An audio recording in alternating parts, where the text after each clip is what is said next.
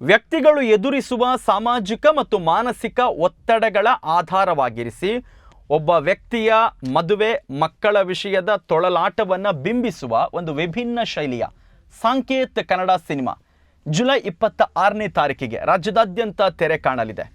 ತನ್ನ ಜೀವನವು ಮದುವೆ ಆಗಿ ಮಕ್ಕಳನ್ನು ಹೊಂದಿದಾಗ ಮಾತ್ರ ಪೂರ್ಣವಾಗುತ್ತೆ ಎಂದು ಒಬ್ಬ ಯುವಕ ನಂಬಿರ್ತಾನೆ. ಆದರೆ ಮದುವೆಯ ಕೆಲವು ವರ್ಷಗಳ ನಂತರ ಮಕ್ಕಳನ್ನು ಹೊಂದುವ ಯಾವುದೇ ವಿಧಾನ ಫಲ ನೀಡದಾಗ ತಲ್ಲಣಗೊಂಡ ವ್ಯಕ್ತಿ ಅಸಾಂಪ್ರದಾಯಿಕ ವಿಧಾನ ಪರಿಶೀಲಿಸಲು ಹೊರಡ್ತಾನೆ.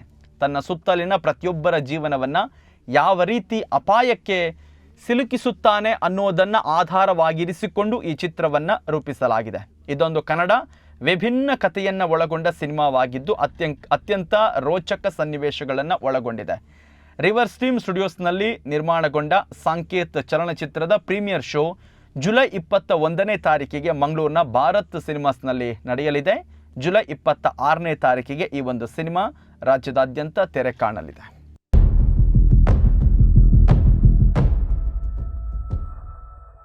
ಯಾರೀ ಸಾಂಕೇತ್? ನಾನು ನೋಡ್ಲಿಲ್ಲ ಇಷ್ಟರವರೆಗೆ. ಸಾಂಕೇತ ಅದ್ಯಾರು? ಬಹಳ ವರ್ಷಗಳ ಹಿಂದೆ ಒಬ್ರು ಹೆಂಗಸು ಇದೇ ಹೆಸರನ್ನು ಕೇಳ್ಕೊಂಡು ಬಂದಿದ್ರು.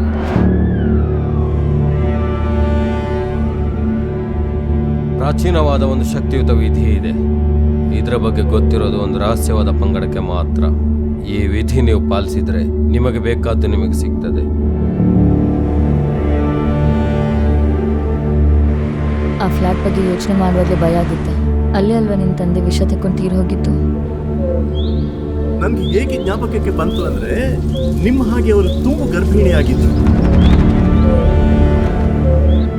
ಸಾಂಕೇತ್ ಯಾವುದರ ಸಂಕೇತ?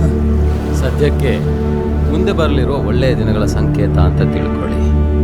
ನೀವಿನ್ನು ಮುಂದುವರಿಸಿ, ಎಲ್ಲ ಒಳ್ಳೆಯದಾಗಲಿದೆ.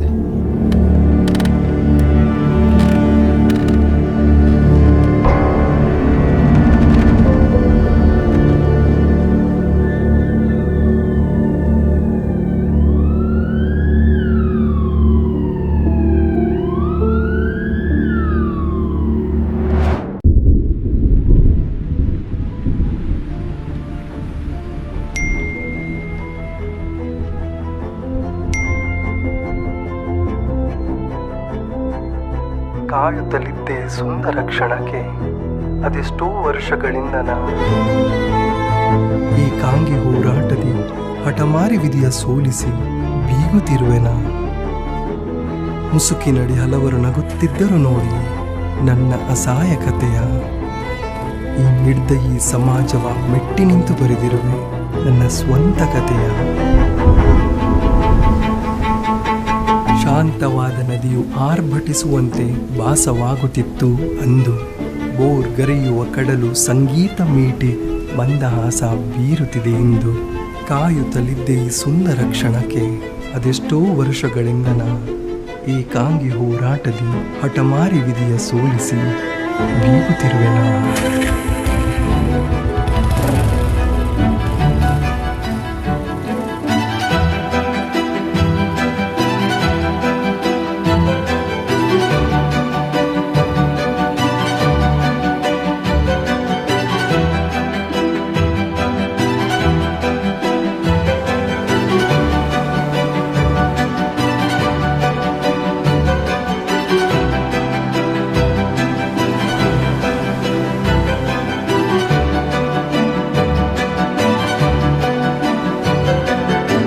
ಕಾಯುತ್ತಲಿದ್ದೆ ಸುಂದರ ಕ್ಷಣಕ್ಕೆ ಅದೆಷ್ಟೋ ವರ್ಷಗಳಿಂದ